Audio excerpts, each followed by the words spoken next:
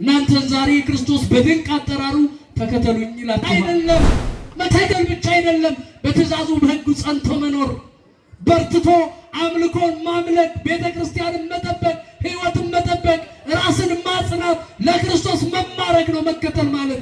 ተከትሎ ኢሳይያስ ድንግል በድንግልና ጸንሳ በድንግልና ተወልዳለች የተባለለት እሱ ኢየሱስ ክርስቶስን አግኝተነዋል አለው። ገርመኛል።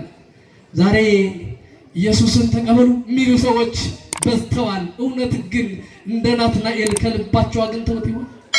አንዳንዴ ቤተክርስቲያን ሳያዩዋት የሚወቅሷት ሰዎች አሉ። ቢያዩዋት ያውቋት ነበር፣ ቢያውቋት ደግሞ ያመሰግኗት ነበር አይደል?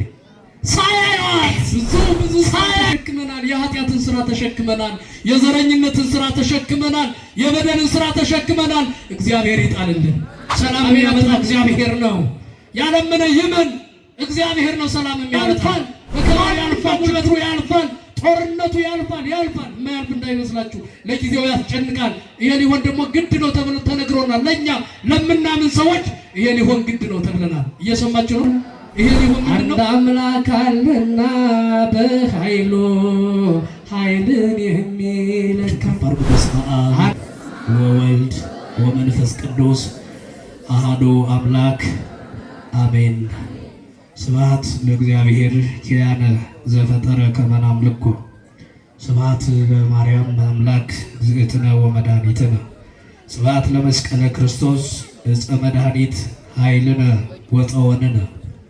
አቤቱ የናዝራውያን አምላክ ብርሃንን እንደ መጎናጸፊያ የለበስክ ሰማይን እንደ መጋረጃ የዘረጋህ እልፍኝህን በውሃ የሰራህ ሰረገላህን ደመና ያደረክ በነፋስ ትከሻ ተጭነህ የምትጓዝ አገልጋዮችህን የእሳት ነበልባል መላእክቶችህን መንፈስ የምታደርግ በላይ በሰማያት በመላእክት በታች በምድር በደቂቀ አዳም በጭልፋ ተቀድቶ እንደማያልቅ ውቅያኖስ ዕለት ዕለት የምስጋና ማዕበል የሚፈስልህ የአባቶቻችን የቅዱሳን አምላክ ትናንትና የነበርንበትን የኃጢአትና የበደል ዘመን አሳልፈህ የዛሬዋን ቀን በዕድሜያችን ላይ ተጨማሪ አድርገህ ሰጥተህ በቅዱስ መቅደስህ ሰብስበህ ቃልህን እንድንሰማ ስለፈቀድክልን ጌታ ሆይ ክብርና ምስጋና አምልኮትና ውዳሴ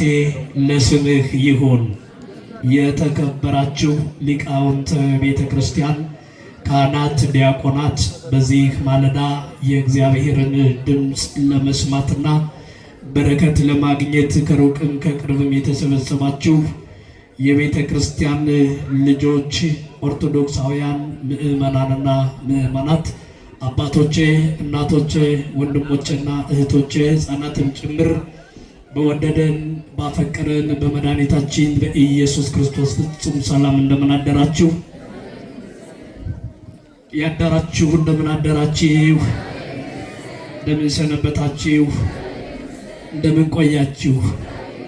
ምሕረትና ቸርነት የባህሪ ገንዘቡ የሆነ አባታችንና አምላካችን እግዚአብሔር በደላችንን ሁሉ ሳይመለከት ኃጢአታችንን ሁሉ ሳያስብ ትናንትና ወድቀን ሳለን ዛሬ ቀና አድርጎ ቅዱሳን ባመሰገኑበት መቅደሱ ቅዱስ ሥጋውና ክቡር ደሙ በሚፈተትበት የቀራንዮ ምሳሌ በሆነችው በዚች ቦታ በቸርነቱ የሰበሰበን ቸሩና ደግ የሆነው አምላካችን እግዚአብሔር ስለማይነገር በጎ ስጦታው ስለማይከፈል ውለታው ስሙ ለዘላለም የተመሰገነ ይሁን። የእናታችን የእመቤታችን የቅድስት ድንግል ማርያም አማላጅነት፣ የመልአኩ የቅዱስ ሚካኤል ተራዳኢነት፣ የጻድቁ አባታችን የአቡነ ገብረ መንፈስ ቅዱስ ጸጋና በረከት በሁላችን ላይ ይደር። ከዚህ የሚበልጥ ነገር ታያለህ። የዮሐንስ ወንጌል ምዕራፍ 1 ቁጥር 50 ሁላችሁ እንደዚህ በሉ። ከዚህ የሚበልጥ ነገር በሉ። ታያለህ። ድገሙት። ከዚህ የሚበልጥ ነገር። እስኪ እንደገና ከዚህ የሚበልጥ ነገር ታያለህ። ይሄንን ቃል የተናገረው መድኃኒታችን ኢየሱስ ክርስቶስ ነው። ክብር ለስሙ ይሁን። የተነገረለት ደግሞ ለሐዋርያው ለቅዱስ ናትናኤል ነው። ዛሬ እንደ ቤተ ክርስቲያናችን ሥርዓት መሰረት ቅዱስ ያሬድ ከዚህ ከታኅሳስ 7 እስከ ታኅሳስ 27 ባለው ዘመነ ስብከት ብሎ የምስጋናችን ክፍል ቀምሮ ሰጥቶናል።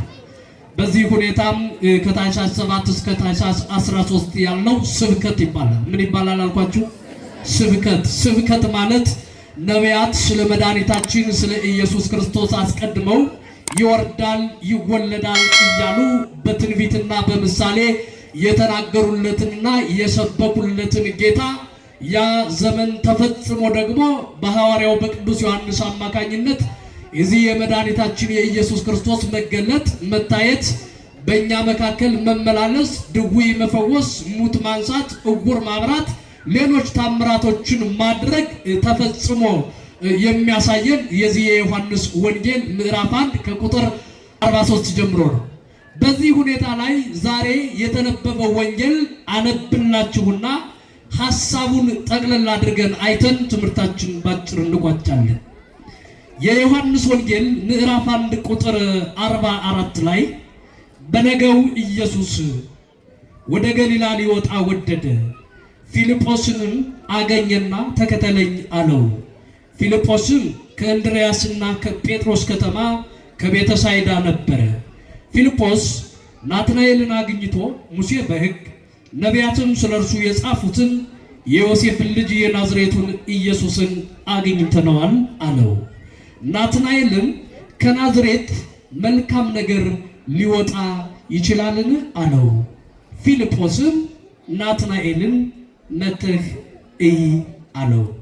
ናትናኤልም ኢየሱስ ክርስቶስን ለማየት ሲሄድ አስቀድሞ ኢየሱስ ክርስቶስ እንደዚህ አለው፣ በልቡ ተንኮል የሌለበት በእውነት የእስራኤል ሰው እነሆ አለ። ናትናኤልም ከወዴት ታውቀኛለህ አለው። ኢየሱስም መልሶ ፊልጶስ ሳይጠራህ ከበለስ በታች ሳለህ አየሁህ አለው። ናትናኤልም መልሶ መምህር ሆይ አንተ የእግዚአብሔር ልጅ ነህ፣ አንተ የእስራኤል ንጉሥ ነህ አለው። ኢየሱስም መልሶ ከበለስ በታች አየሁ ስላልሁህ አመንህን? ከዚህ የሚበልጥ ነገር ታያለህ አለው። የትምህርታችን ርዕስ ከዚህ የሚበልጥ ነገር ታያለህ የሚል ነው። ወዳጆቼ ዛሬ ባያችሁት ነገር አትደነቁ። የክርስቶስ ከሆናችሁ ከዚህ የሚበልጥ ነገር ገና ታያላችሁ። መጠራታችሁን እርግጠኛ ሁኑ። ወደዚህ የመምጣታችሁን ዓላማ አረጋግጡ እንጂ ከዚህ የበለጠ ነገር ገና ታያላችሁ። ቅድም አንድ ምስክርነት ሰምተናል። ሙስሊም የሆነች እህታችን በዚህ ቦታ ላይ እንደተፈወሰችና ምህረት እንዳደረገች አይተናል፣ ሰምተናል። ወገኖቼ እምነት ካላችሁ ከዚህ በላይ ብዙ ነገር ማየት ትችላላችሁ። እግዚአብሔር በመድፍ ያጽናችሁ። ሐሳቡ እንደዚህ ነው። በነገው ኢየሱስ ወደ ሆነ ቦታ ወደ ገሊላ ሊወጣ ፈለገ ነው። በነገው ማለት ምን ማለት ነው? በነገው ማለት ከዚህ በፊት ሐዋርያቱን በቅዱስ ዮሐንስ መጥምቀ መለኮት አማካኝነት እነ ቅዱስ ጴጥሮስንና እነ ቅዱስ እንድርያስን አግኝቷቸው ነበር ክርስቶስ። እነሱን ካገኘ በኋላ ይሄ በነገው የተባለበት ምክንያት እነሱን ካገኘበት ቦታ ላይ ወደ ሌላ ቦታ ሊሄድ ስላሰበ ነው። እነሱ የነበሩበት ቦታ በገሊላ አውራጃ የምትገኝ ቤተሳይዳ የምትባል ቦታ ነበረች። እየሰማችሁ ነው? ይህች ቤተሳይዳ የሐዋርያት መኖሪያቸው ከተማ ናት። በጥብርያዶስ ባህር አጠገብ የምትገኝ ከተማ ናት። በዚች ከተማ ቆይቷል። እንግዲህ መድኃኒታችን ከዚች ከተማ ወደ ገሊላ ሊወጣ ወደደ። ገሊላ ማን ናት? ገሊላ ማለት በእስራኤል ካሉት ዋና ዋና ከተሞች አንዷ ናት፣ ወይም አውራጃዎች። በእስራኤል 3 አውራጃዎች አሉ። አንዷ ገሊላ ናት፣ አንዷ ሰማርያ ናት፣ አንዷ ደግሞ ይሁዳ ናት። እየሰማችሁ ነው? የይሁዳ አውራጃ ሲባል አልሰማችሁ? የሰማርያ አውራጃ፣ የገሊላ አውራጃ። ጌታችን የመጨረሻው ሐዋርያትን ሲልካቸው በገሊላ፣ በሰማርያ፣ በይሁዳ ዓለምን ዙራችሁ ወንጌል ታስተምራላችሁ ብሎ ላካቸው። አሁን በዚህ በገሊላ ውስጥ ደግሞ 7 ከተሞች አሉ። 7 ከተሞች በገሊላ ውስጥ አንደኛዋ ናዝሬት ናት፣ ሁለተኛዋ ቃና ናት፣ ሶስተኛዋ ቅፍርናሆም ናት፣ አራተኛዋ አሁን መድኃኒታችን ኢየሱስ ክርስቶስ የነበረባት ቤተሳይዳ ናት፣ አምስተኛዋ ጌርጌሶን ናት፣ ስድስተኛዋ ደግሞ ፊልጶስ ቂሳሪያ ትባላለች፣ ሰባተኛዋ ዮሐንስ መጥምቅ የተወለደባት የዘካርያስና የኤልሳቤጥ መንደር አይነ ከርም የምትባለው ናት። እነዚህ ከተሞች መጠሪያቸው ዋና ከተማዋ ገሊላ ናት። አሁን ክርስቶስ በዚህ በነበረበት ስፍራ ወደ ገሊላ መውጣት ፈለገ፣ ወይም ደግሞ ወደ ዋና ከተማዋ መሄድ ፈለገ። ከዛም በፊት ግን ከመሄዱ በፊት አንድ ስራ ሰርቶ መሄድ ነበረበት ክርስቶስ። ልክ እነ ጴጥሮስን እነ እንድርያስን እንዳገኛቸው እነሱም እንደተከተሉት ሌላ ሐዋርያ ማግኘት ነበረበትና ፊልጶስን አገኘው ይላል። ማንን አገኘው? ንገሩኝ እንጂ ክርስቶስ ማንን አገኘው? ፊልጶስን አገኘው። ሁላችን ክርስቶስ ያገኘን እውነት አግኝቶናል ወይ? አሁን እኛን አግኝቶናል? እኛስ ለክርስቶስ የመገኘት ልብ አለን ወይ? ፊልጶስን አግኝቶ ተከተለኝ ነው ያለው። ምን በለኝ? ምን በለኝ? ተከተለኝ። እናንተን ዛሬ ክርስቶስ በድንቅ አጠራሩ ተከተሉኝ ይላችኋል። ተከተለኝ ማለት ምን ማለት ነው? ቃሌን ስማ፣ አድምጥ፣ ሕጌን ጠብቅ፣ በትእዛዜ ጸንተህ ኑር ማለት ነው። መከተል ማለት ዝም ብሎ አይደለም። ዝም ብሎ መከተል አይደለም። መንጋነት አይደለም። መከተል ብቻ አይደለም። በትእዛዙ በሕጉ ጸንቶ መኖር፣ በርትቶ አምልኮን ማምለክ፣ ቤተክርስቲያንን መጠበቅ፣ ሕይወትን መጠበቅ፣ ራስን ማጽናት፣ ለክርስቶስ መማረክ ነው መከተል ማለት። ተከተለኛ ነው። ፊልጶስን ተከተለው። አንዳንዴ የምንከተለውን ማናውቅ ብዙ ሰዎች አለን። ዝም ብለን እንደ ውሃ የምንነዳ ብዙ ሰዎች አለን። ክርስቶስን መከተል ግን ከስጦታ በላይ ስጦታ ነው። ከዋጋ በላይ ዋጋ ነው። ከክብር በላይ ክብር ነው። ይሄ ብቻ እንዳይመስላችሁ መድኃኒት ነው። ክርስቶስ ስሙ የተመሰገነ ይሁን። ተከተለው ክርስቶስን ከተከተለው በኋላ እንደገና ፊልጶስ ደግሞ ሌላ አካል ፈለገና ጓደኛው ናትናኤልን ሙሴ በሕግ ነቢያትም ስለሱ የጻፉትን የናዝሬቱን ኢየሱስን አግኝተነዋል አለ። ገርሞኛል። ዛሬ ኢየሱስን ተቀበሉ የሚሉ ሰዎች በዝተዋል። እውነት ግን እንደ ናትናኤል ከልባቸው አግኝተውት ይሆን? እውነት እንደ ናትናኤል ዓለምን ጥለው ይሆን? እውነት እንደ ናትናኤል ኑሯቸውን ጥለው ተከትለውት ይሆን? አይደለም። እነዚህ የሐሰት ክርስቶሶች ናቸው። እነዚህ ሐሰተኞች ነቢያቶች ናቸው። እነዚህ አሳሳቾች ናቸው። ለሁሉም ስርዓት አለው። ለሁሉም ወግ አለው። ለሁሉም ሕግ አለው። ለሁሉም ትእዛዝ አለው። ከሕግ ውጭ ኢየሱስን ተቀበል ብሎ ከተማና ሀገር መረበሽ ግን ኃጢአትም ነውርም ነው። ሕግ ቢኖር በሕግም እኮ ያስጠይቃል። እውነት ክርስቶስን መከተል እንዴት ነው ከተባለ ሁሉን ነገር ጥሎ መከተል። ሁሉን ነገር ጥሎ የናዝሬቱን ኢየሱስን ነቢያት ስለሱ የጻፉትን ስለሱ የተናገሩትን ፈኖ ወዴከ ማርያም ከአርያም እጅህን ላክልን ብለው ነቢያት የተማጸኑትን ፈኖ ብርሃነከ ወጽድቀከ ብርሃንህንና ጽድቅህን ላክልን ብለው የለመኑትን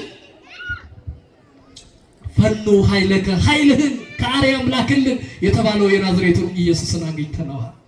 ደግሞም ኢሳይያስ ድንግል በድንግልና ጸንሳ በድንግልና ትወልዳለች የተባለለት እሱ ኢየሱስ ክርስቶስን አግኝተነዋል አለው። ናትናኤል ስለ እስራኤል የሚቆረቆር ሰው ነበር። ሕግ አዋቂ ነው፣ መጽሐፍም አዋቂ ነው። ጓደኛው ፊልጶስ የናዝሬቱን ኢየሱስ ክርስቶስን አግኝተነዋል ሲለው ከናዝሬት መልካም ነገር ሊወጣ ይችላልን አለው። ይቺ ናዝሬት ለምንድን ነው እንዴ የተባለላት? ለምንድን ነው ይሄን ያህል ወቀሳ የደረሰባት? ለምንድን ነው ትችት የተዘነዘረባት? በጊዜው የአመፀኞች ከተማ ነበረች። የሽፍቶች መንደር ነበረች። የሽፍቶች መንደር፣ የቀማኞች መንደር ነበረች። ሕግ የሌለባት መንደር ነበረች ናዝሬት። ወገኖቼ ክርስቶስ እኛ ያለ ሕግ ስንኖር እንኳን ፍቅሩ ከኛ አልወጣ ብሎ በእኛ ውስጥ ያድራል። እየበደልነው በእኛ ውስጥ ያድራል። እየሰቀልነው በእኛ ውስጥ ያድራል። እየኮነነው በእኛ ውስጥ ያድራል። በእኛ ውስጥ ከኛ ተለይቶ አያውቅም። ከኛ ቢለይ ምን ይወጣልን? እኛ ከኛ ቢለይ ምን መውጣትና መግባት ይኖራል? ወገኖቼ ክርስቶስ እየበደልነው በእኛ ሕይወት ውስጥ በእኛ መቅደስ ውስጥ አለ። መቅደሱን እያረከስነው እንኳን አረከሳችሁኝ ብሎ ፍቅሩን ከኛ አላነሳም። ምን ጊዜም በትዕግስት ያየናል። ምን ጊዜም በፍቅሩ ይመለከተናል። ይህች ናዝሬት የሽፍቶች መንደር ነበረች። የሽፍቶች መንደር ናት ብሎ ግን ክርስቶስ አልናቃትም። የተወለደው በናዝሬት ከተማ ነው። ክብር ለአምላካችን ይሁን። አንተ ሽፍታ ትኖራለህ። ተስፋ የቆረጥክ ሽፍታ፣ ወንድምን የምታሳድድ ሽፍታ፣ ወንድምን የምታስለቅስ ሽፍታ፣ የወንድምን ደም የምታፈስ ሽፍታ፣ በወንድም ላይ ማይገባ ነገር የምትናገር በሐሰት የምትመሰክር ሽፍታ ትኖራላችሁ። እግዚአብሔር ግን አይጥላችሁም። እግዚአብሔር ፊቱን ዘወር አያደርግባችሁም። እግዚአብሔር ቸርና ቅዱስ የሆነ አምላክ ነው። ለዛም ነው ዕለት ዕለት ወደ መቅደሱ የምንመላለሰው። በየትኛው ስራችን፣ በየትኛው ግብራችን፣ በየትኛው ንጽህናችን፣ በየትኛው ቅድስናችን፣ በየትኛው ሰውነታችን። ሰውነት አለ እንዴ ምእመናን? አሁን ሰውነት አለ ወይ? ሰውነት የለም እኮ። ሰው እስከ ሰውነት ተራ ወጥቷል። ሰው አውሬ ሆኗል። እንደ ገጽታው ብቻ ነው ሰው የሚመስለው እንጂ ሰው ባህሪው ሁሉ አውሬ ሆኗል። ዛሬ ወንድሙን የሚያግዝ የለም፣ እህቱን የሚያግዝ የለም፣ ቤተ ክርስቲያንን የሚያግዝ የለም፣ የሚረዳዳ የለም፣ የሚተሳሰብ የለም። አንዱ ለአንዱ አይጸልይም። አንዱ ለአንዱ ጠላት ነው። ወገኖቼ በዚህ ዘመን ይሄን ነው የምናየው። እግዚአብሔር ስላልናቀን ግን በናዝሬት በዛች በሽፍቶች ከተማ የተገኘው አምላክ በእኛ ሕይወት ውስጥ አለ እና ከናዝሬት መልካም ነገር ሊወጣ ይችላልን አለ ናትናኤል። ከዛስ ምን አለው ፊልጶስ? መተህ ያለው በቃ መተህ ከሱ ጋር ጊዜውን ከሚያባክን ከሚከራከር መጥቶ ቢያይ ይጠቀማልና መጥተህ ያለው። ከዛም በኋላ ከናትናኤል ጋር ከፊልጶስ ጋር ናትናኤል እየተራመደ ወደ ኢየሱስ ክርስቶስ ሄደ። ወገኖቼ እኛ ወደ የት እንሂድ ዛሬ? መሄጃችን የት ነው? የት ነው መሄጃችን? ሰማይም ምድርም አገሩ የሆነ አምላካችን አለ። መሄጃችን እሱ ይሁን። ግዴላችሁም መከራው ቢጸና፣ ችግሩ ቢጸና፣ ስደቱ ቢጸና፣ የእርስ በርስ መራቆቱና መጣላቱ መገዳደሉ ቢጸና መሄጃችን ይህች ቤተ መቅደስ ትሁን። መሰብሰቢያችን ይህች ትሁን። ወደ ክርስቶስ ይዞት ሄደ። ወደ ክርስቶስ ከመድረሱ በፊት ክርስቶስ ናትናኤልን አየውና በልቡ ተንኮል የሌለበት የእስራኤል ሰው በእውነት እነሆ አለ። ስለ ናትናኤል ስለማን አልኳችሁ? ስለማን? ኢየሱስ ክርስቶስ ስለ ናትናኤልን እኮ ነው። በልቡ ተንኮል የሌለበት የእስራኤል ሰው በእውነት እነሆ አለው። ናትናኤልም ይሄ ቃል ትንሽ አልተዋጠለትምና ከወዴት ታውቀኛለህ አለው። ለካ የሚነጋገረው ከአምላኩ ጋር ነበር። ከማን ጋር ነበር? ከአምላኩ ጋር። ኢየሱስ ክርስቶስ አምላኩ ነው። አላወቅም እሱ። ከወዴት ታውቀኛለህ አለው። ፊልጶስ ሳይጠራህ ከበለስ በታች ሳለህ አየሁህ አለው። የት በታች ሳለህ? ከምን በታች? ምን አልኩህ እንዴ? ለምንድን ነው የማትመልሱት? አሰሙኝም ማለት ነው። ከምን በታች ሳለህ? ከምን በታች? ምን አልኩህ? አየሁህ አለው። ናትናኤል ተደነቀ፣ ገረመው። ያቺ በለስ ያቺ ዛፍ በናትናኤል ላይ ብዙ ገቢረ ተአምር የተፈጸመባት ነበረች። ናትናኤል ገረመው። ናትናኤል በለስ ዛፍ ስር ሳለ አየሁህ። አወቅኩ አይደለም፣ አየሁህ። ማየት ይቀድማል፣ ከዛ ማወቅ፣ ከዛ ማፍቀር። ቅዱስ ያሬድ ክዋ ለቤተ ክርስቲያን አይመርክዋ አፍቀርክዋ። ቤተ ክርስቲያንን አየኋት። መጀመሪያ እንደዛ ነው ያለው። ቤተ ክርስቲያንን ምን አልኳት? ከዛስ ወደድኳት። ከዛስ በጣም የሚገርም እኮ ነው። ማየት ይቀርማል። አየው ነው ያለው። አንዳንድ ቤተክርስቲያንን ሳያዩት የሚወቅሷት ሰዎች አሉ። ቢያዩት ያውቋት ነበር፣ ቢያውቋት ደግሞ ያመሰግኗት ነበር አይደል? ሳያዩት ቤተክርስቲያን የሚጠሉ አይቻለሁ አለው ክርስቶስ። እንደታየ ደግሞ ናትናኤል ትዝ አለው። እዛች በለዛ ስር ላይ በዛ በሄሮድስ በስደቱ ዘመን እነዛ ሁሉ ሕፃናት ሲያልቁ ናትናኤልን በቀፎ አድርጋ እናቱ እዛች ዛፍ ስር ጥላው ነበር። ያን ጊዜ ኢየሱስ ክርስቶስ አይቶታል። ክብር ለአምላካችን ይሁን። ሁላችንም ክርስቶስ ይመልከተን። ዛሬ በቀፎ ተደርገን ተጥለናል ወገኖቼ፣ በቀፎ ተደርገን ተጥለናል። ብዙዎቻችን እንደዛ ነው ያለነው። የሆነ ዛፍ ላይ ተጠግተን ያለነው፣ የሆነ የቀን እስከሚያልፍ የሆነ ጥግ ዘን ያለነው። ማን ይመልከተን? ማን ይየን? ማን ይፍረድልን? እግዚአብሔር። እነዛ ሁሉ ሕፃናት ሲያልቁ ናትናኤል በቀፎ ተደርጎ ዛች በለስ ዛፍ ስር ላይ ስለነበር ሊተርፍ ችሏል። እሱም ፈቃድ እግዚአብሔር ስለሆነ ነው። የማን ፈቃድ ስለሆነ? የእግዚአብሔር ፈቃድ ስለሆነ ነው። ስለዚህ ስንቶች ሲያልቁ አንተ ግን ቀፎዋ ላይ ሆነ ዛች በለስ ዛፍ ስር ላይ አይቼሃለሁ አለው። ይሄንን እናቱ ስታሳድገው አንተን እኮ በቀፎ አድርጌ ሄሮድስ ሕፃናትን ሲያስፈጅ እልቂት ሲሆን እዛች ዛፍ ስር አስቀምጬህ ነው የተረፍከው፣ ለዚህ የበቃኸው እያለች አስተምረዋለች፣ ነግረዋለች። ስለዚህ ትዝ አለው። ብዙ አተታዎች አሉ። ይሄ በቂ ስለሆነ ነው። ከዛ ናትናኤል ተደነቀና መምህር ሆይ አለው። እንደ እስራኤል ሕግ ነው። መምህር ሆይ አንተ የእግዚአብሔር ልጅ ነህ አለ። አንተ የማን ልጅ ነህ አለ? ይሄንን ካለ በኋላ ደግሞ አንተ የእስራኤል ንጉሥ ነህ አለ። ተመልከቱ፣ ናትናኤል ስለ እስራኤል የሚቆረቆር ሰው ነበር። ክርስቶስን አሁን ያሰበው ነግሶ በእስራኤል ላይ ዙፋን ላይ ተቀምጦ እስራኤል ነፃ እንድትወጣ ነበር ናትናኤል ያሰበው። ክርስቶስ ግን ዙፋኑ መስቀል ላይ ነበር። ዙፋኑ የት ነው? ዙፋኑ የት ነው? መስቀል ላይ። ናትናኤል ለእስራኤል ሕዝቦችና ለእስራኤል አካባቢ ብቻ የሚቆረቆርና መጻሕፍትንም አንቦ በዚህ በብዙ ግፍና መከራ የነበሩትን እስራኤላውያን ነፃ እንዲያወጣለት ነበር። መምህር ሆይ አንተ የእስራኤል ንጉሥ ነህ ያለው። ክርስቶስ አምላካችን ግን የዓለም ንጉሥ ነው። የዓለም ምንድን ነው? የዓለም ምንድን ነው? የእስራኤል ብቻ አይደለም፣ የዓለማት ንጉሥ ነው። የሰማይም ንጉሥ የምድርም ንጉሥ ነው ክርስቶስ። ከዛም በኋላ መድኃኔዓለም ኢየሱስ ክርስቶስ እንደዚህ አለው፣ ከበለስ ዛፍ ስር ሳለህ አየሁህ ስላልኩህ አመንህን? ከዚህ የሚበልጥ ነገር ምን ትላለህ? ታያለህ። ወገኖቼ አምነን ስንከተለው ከተደረገልን በላይ ብዙ መልካም ነገሮች እናያለን። የሚያስደምሙ ነገሮች እንመለከታለን። ማናመን ከሆነ ደግሞ መከራውንም በዛው ልክ ከዚህ የበለጠ መከራ እናያለን።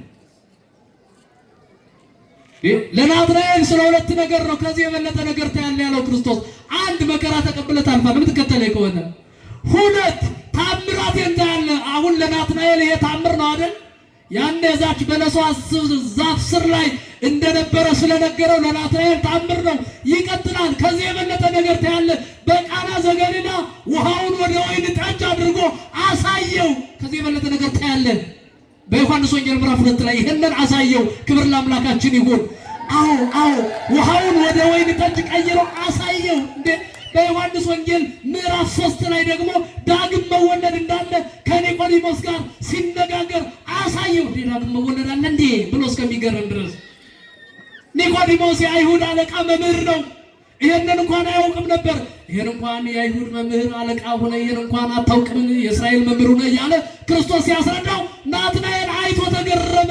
ዳግም መወለድ አለ ይላል። በዮሐንስ ወንጌል ምዕራፍ 4 ላይ ደግሞ እነዛስ የሰማርያን ሰዎች በሳምራዊቷ ሴት መካከል መጥቶ ክርስቶስን ሲያምኑ አሳየው። ተገረመ። ያስገርም ነበር። ለምን? ሰማርያ ከአይሁድ ጋር ህብረት አልነበራቸው። ጭቅጭቅና ንትርክ የዘር ጉዳይ አንዳንዴ ዛሬ ብቻ ይመስለናል። ዛሬ ነገር ያመጡብን ብለን እንትና ልንወቅስ እንፈልጋለን። የቆየ ነው ግድ የላቸው። በእስራኤል በክርስቶስ ዘመን የነበረ ልዩነት አለ። ሳምራውያንና አይሁዳውያን ግንኙነት አልነበራቸውም። እንዴ አንዱ በጠጣበት ዋንጫ እንኳን አንደኛው አይጠጣም፣ ይጸየፈው ነበር። ሰማርያ ሲያልፍ በዛ አንዲቷን ሴት ሳምራዊቷን ሴት አገኘና ክርስቶስ ውሃ ጠጭኝ አላት። ውሃ አጠጭኝ ሲላት በንግግሩ ለየችውና በምኑ አልኳችሁ? በንግግሩ። ዛሬ በእኛ ዘመን የለም በንግግር ሰው የምንለይበት ጉዳይ ሳይገርማችሁ? በንግግር ሰውን ለይተን የምንጠቅመው ከሆነ እንጠቅመዋለን፣ የምንጎዳው ከሆነ ደግሞ እንጎዳዋለን። አዎ በንግግሩ ለየችውና እንዴ አንተ አይሁዳዊ ስትሆን ከኔ ሳምራዊት ሴት ከመሆን ከኔ እንዴት ውሃ ትለምናለህ አለችው። እኮ ለሐዋርያት እኮ ታምር ሊያሳያቸው እኮ ነው ክርስቶስ። ያን ልዩነት ያን መከፋፈል አንድ ሊያደርግ ነው አምላካችን ሰው ሆኖ ፍጹም ሰው ፍጹም አምላክ ሆኖ የተገለጠ። ፍጹም አምላክ ሳለ ፍጹም ሰው ሆኖ የተገለጠ እና ደቀ መዛሙርቱ ምግብ ሊገዙ ወደ ከተማ ሄደዋል። እየሰማችሁ ምን ሊያመጡ? ምግብ በእንተ ስማ ለማርያም ስለመብርሃን ብለው ምግብ ሊያመጡ። አይቺ ተዋህዶ ቤተክርስቲያን እኮ በቃ ኢየሱስ ክርስቶስ ያስተማረውን ትምህርት ጥንቅቅ አድርጋ ያዘች። ይገርመኛል። የለም አሁን በሌላው በዚህ በጠጣጠጤው በምናምኑ የለም። ተማሪ ለምኖ መብላት ለነሱ ነውር ነው። እነሱ ድሎት ነው ደስ የሚላቸው፣ ምቾት ነው። እነሱ የአውሮፓ ነው እነሱ ኑሮ ደስ የሚላቸው። ይሄን ጽብርቅርቅ ያለ የሆነ ምቾት እሱ ነው። ክርስቶስ ደቀ መዛሙርቱን ከምቾት ዓለም ነው ያወጣቸው። አሳ እያጠመዱ ይበሉ ነበር። ያን ትቶ ነው እንዴ እንዲከተሉት ያደረጋቸው። ስለዚህ ምግብ ሊገዙ ወደ የት ሄደው ነበር? ወደ ከተማ ሄደው ነበር። ብቻዋን አገኛትና ውሃ ጠጭኝ አላት። እንዴ አንተ አይሁዳዊ ስትሆን ሳምራዊት ሴት ከመሆን ከኔ እንዴት ውሃ ትለምናለህ አለችው። ግን ለክርስቶስ እስራኤላውያንን አለቱን መትተው ውሃ ፍልቀው እንዲጠጡ ያደረገ አምላክ ውሃ ጠጥቶት መስሏችሁ ነው? ውሃ ጠጭኝ አላት አይደለም። የተጠማው የእሷን ነፍስ ነበር። የእሷን ነፍስ ክርስቶስ መስቀል ላይ ሆኖ ውሃ ሲለምን ጠምቶት መስሏችሁ ነው? የፍጥረቱን ነፍስ ነው ክርስቶስ የተጠማ። የእኛን ነፍስ ነው የተጠማ። ሊያገባባት ስለፈለገ ውሃ የሚለምንሽ ማን በሆኑ ብታውቂ ኑሮ አንቺ ተለምኚው ነበር። አንቺም ያልቀውን ውሃ ነው የለመንኩሽ፣ ለዘላለም የማያስጠማ ውሃ አለ አላት።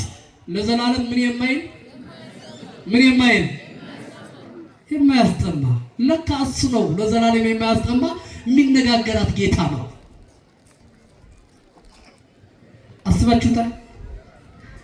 ዛሬስ ቢሆን የእሱ ቸርነት በሙላት ወደ ህይወታችን መጥቶ ነው እንጂ ስንቶቻችን ተጠምተን እናልቅ ነበር። ስንቶቻችን ተርበን እናልቅ ነበር። ስንቶቻችን ተጎሳቁለን እናልቅ ነበር። ቸርነቱ ግን ከኛ ላይ አልተለየም። ክብር ለአምላካችን ይሁን። አመስግኑት እባካችሁ። እሷ ገረማት። ደግሞ የማያስጠማው አለ እንዴ አለች።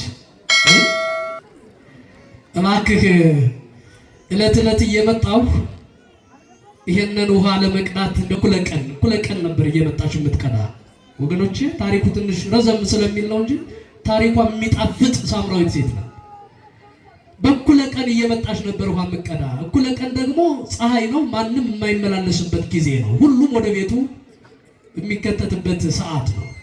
እሷ በዛን ሰዓት ለመምጣት ለምንድን ነው የፈለገች? ለምንድን ነው የፈለገችው? በእኩለ ቀን ብቻዋን በጠራራ ፀሐይ ብቻዋን ውሃ ለመቅዳት ለምንድን ነው ያሰበችው? እናቶቻችን እየሰማችሁ ነው? ለምንድን ነው በጠራራ ፀሐይ ብቻዋን ውሃ ልትቀዳ ወደ ወንዝ የምትወርደው ሳምራዊቷ ሴት? ለምን እንደሆነ ታውቃላችሁ? 5 ባሎች ሙተውባታል። ስንት ባሎች አልኳችሁ? 5። እና እናቶቻችን ትችሉበታላችሁ መጎሳሰሙን። ቡናውም ሲፈላ ምንም ሲሆን እቺ ነፍሰ ገዳይ ወንድ ገዳይ እያሉ ያሳቅቋት ነበር። ስለዚህ ከዛ ሰቀቀን ለመውጣት ማንም ሰው በማይታይበት ሰዓት ውሃ ልትቀዳ ወርዳ ነው ክርስቶስ ያገኛት። ይኸውላችሁ ብቸኛ ስንሆን ክርስቶስ ያገኘናል። ብቸኛ ስንሆን አምላካችን ያነጋግረናል። ተስፋ እንዳትቆርጡ። ብቸኛ ነኝ አትበሉ። የሚረዳኝ የለም አትበሉ። ሰው ጠልቶኛል አትበሉ። በሰው ዘንድ ተንቄያለሁ አትበሉ። የሚያከብረን ክርስቶስ አለ። ከፍ የሚያደርገን ክርስቶስ አለ። የሚያነጋግረን ክርስቶስ አለ። ታሪካችን የሚለውጥ ነገራችንን የሚገለብጥ ክርስቶስ አለ። እሱ ነው የሚያነጋግራት።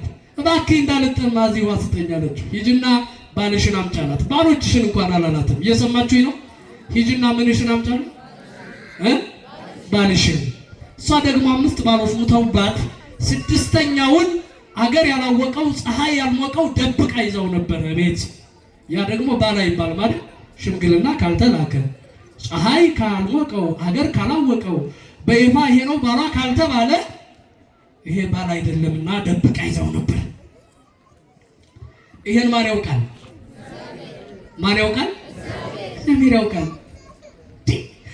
አንድ ነገር ልንገራችሁ፣ እግዚአብሔር አያውቅም ብላችሁ እንደው ጨለም ሲል እንደው ጥግ ይዛችሁ ኃጢአት የምትሰሩ ሰዎች፣ ጋንጃ የምትመቱ ሰዎች፣ ሌላ ነውርም የምታከናውኑ ሰዎች እግዚአብሔር ያውቃል፣ ግድ የላችሁ። እግዚአብሔር ያያል፣ ግድ የላችሁ። እንዲያው ሰውን ሳትፍሩ እግዚአብሔርን ፍሩ። ሰው ምንም ሊያደርጋችሁ እንደማይችል እመኑ። ሰው አየኝ አላየኝ ብላችሁ ኃጢአት አትስሩ። እግዚአብሔር አየኝ አላየኝ በሉ። አየኝ አላየኝ ካላችሁ በሕጉ ትኖራላችሁ ማለት ነው። ሰውን ፈርተን ብዙ ጊዜ ተደባብቀን የምናደርጋቸው ነገሮች እነሱ የኃጢአት ትሩፋቶቻችን ናቸው። ከዚህ እግዚአብሔር ሁላችን ይሰውረን። እና ባልሽን አምጪ ሲላት ባል የለኝም አለችው። አያችሁ፣ ልክ ብለሻል አላት። 5 ባሎች ሙተውብሻል አላት።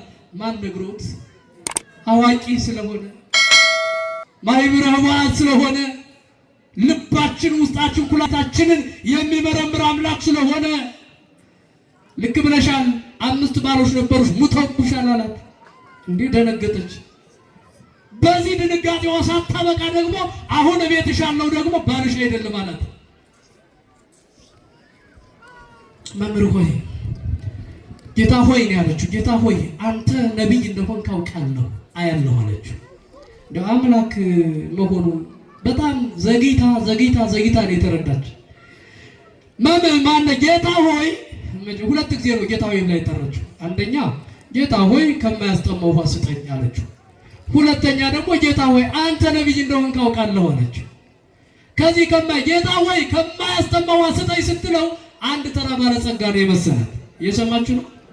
ጌታ ሆይ ከዚህ ከማያስጠማው ውሃ ስጠኝ ስትለው አንድ ተራ ባለጸጋ ነው የመሰላት። እንደገና ደግሞ አሁን ጌታ ሆይ አንተ ነቢይ እንደሆንክ አያለሁ አለችው። የነቢያት አምላክ መሆኑን አላወቀችም እና በጣም ተገረመች።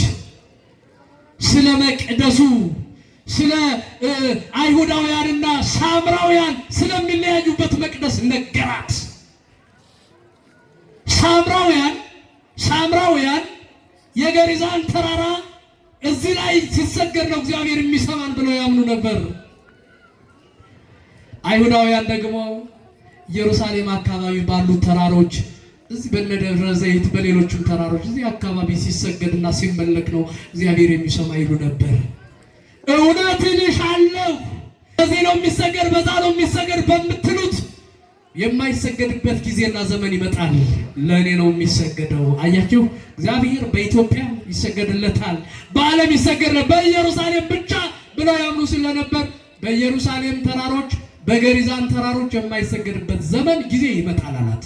መሲሁ ሲመጣ እሱን ይነግረናል አለችው። የምትነጋገረው ለካ ከመሲሁ ጋር ነበር። ከማን ጋር? ከመሲሁ ከመጣው ከኢየሱስ ክርስቶስ ጋር። መሲህ ማለት እሱ ነው፣ ሰው የሆነው አምላክ ነው። እሱ ሲመጣ ይነግረናል አለችው። ማነጋገርሽ መሲሁ የተወለድኩት የወረድኩት ከድንግል ማርያም የተገኘሁት እኔ እሱ ነኝ አላት። ክብር ለአምላካችን ይሁን። ከዚህ በኋላ ምን ሆነ? በደስታ የተሸክማ የነበረችውን እንስራ ጥላ ወደ ሳምራውያን ከተማ ገሰገሰች። ወገኖቼ ብዙ ስራ ተሸክመናል። የኃጢአትን ስራ ተሸክመናል። የዘረኝነትን ስራ ተሸክመናል። የበደልን ስራ ተሸክመናል። እግዚአብሔር ይጣልልን። አሜን አትሉ? ዘረኞች ናችሁ እንዴ? ክርስትና ዘረኝነት የለውም። እሺ አው ክርስቶስ በዘር ተከፋፍለን እንድንኖር አላስተማረንም። በአሕዛብም ተገኝተን በሚያምኑትም ተገኝተን ወንጌል እንድንሰብክ እንጂ ዘርላይታችሁ ኦርቶዶክሶችን ብቻ አስተምሩ፣ እነዛም ብቻ ምከሩ አላለንም ክርስቶስ። እሱ ራሱ በማያምኑት መንደር እየተገኘ አሳምኗል። ይሄ ዛሬው መጽሐፍ ቅዱስ ክፍል ምስክር ነው ማለት ነው። ስለዚህ ሄደችና ሳምራውያን ላይ ደረሰችና እንደው አለች፣ መሲሁን አገኘሁት አላለችም። ሰማችሁ? እሷ ግን አምና ነው የተመለሰች። ምን ብላ ነው የተመለሰች? መሲህ ክርስቶስን አምና ነው የተመለሰች። ሂዳ ግን ለምስክርነት አሁን ለመብቃት ምንድነው ሲስተም የተጠቀመችው? መሲሁን አግኝቼዋለሁ አላለችም። አጠራጣሪ ነገር ተናገረች። አግኝቼዋለሁ ተገለጠልኝ ብትል አያምኗትም። ለምን? ኃጢአተኛ ናት ተብላ ስለምታስብ፣ ባልገዳይ ናት ስለተባለች፣ ሁሉ ስለናቋት፣ ደግሞ ላንቺ መሲሁ ተገለጠ ብለው እንደሚያሾፍባት ስላወቀች ምን አለች መሰላችሁ? እንዲያው ኃጢአት በደሌን የሰራሁትን ነገር ሁሉ ያወቀብኝን አንድ ሰው አገኘሁ ዛሬ፣ እንጃ መሲህ ሆንን አለች። እየሰማችሁ ነው? ምን አለች?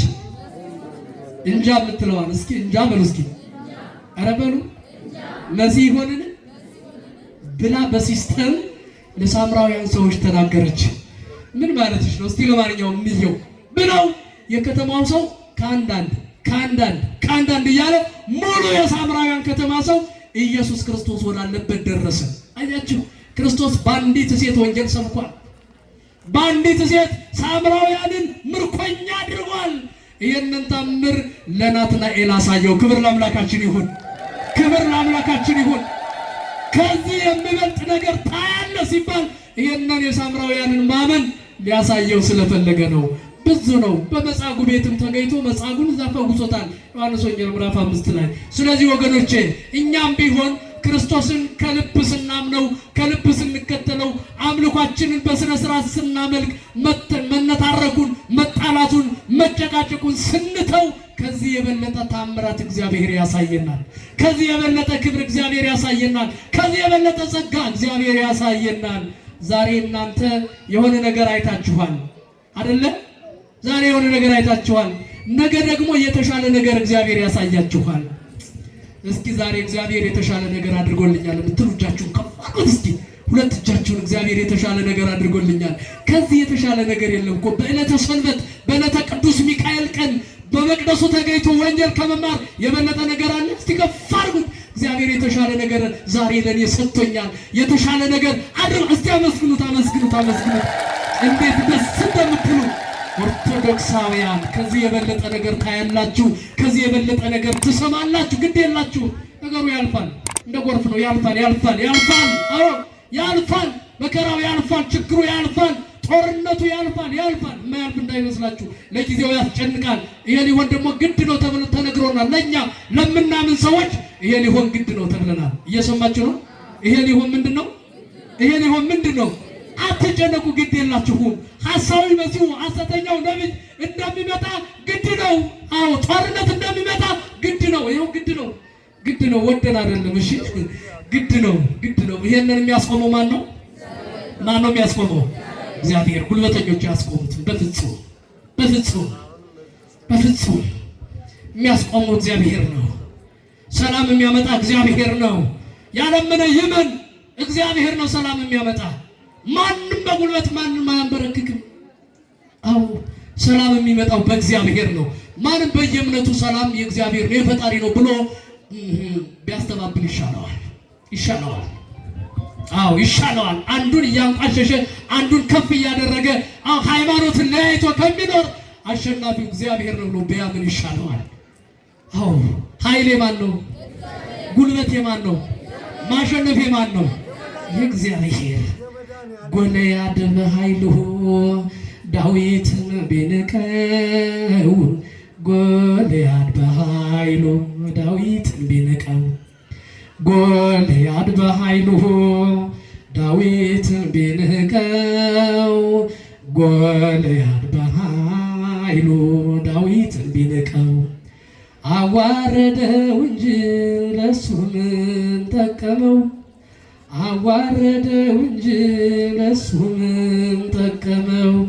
የሰው ልጅ በኃይልህ ፈጽሞ አትመካ፣ የሰው ልጅ በኃይልህ ፈጽሞ አትመካ፣ የሰው ልጅ በኃይልህ ፈጽሞ አትመካ፣ የሰው ልጅ በኃይልህ ፈጽሞ አትመካ።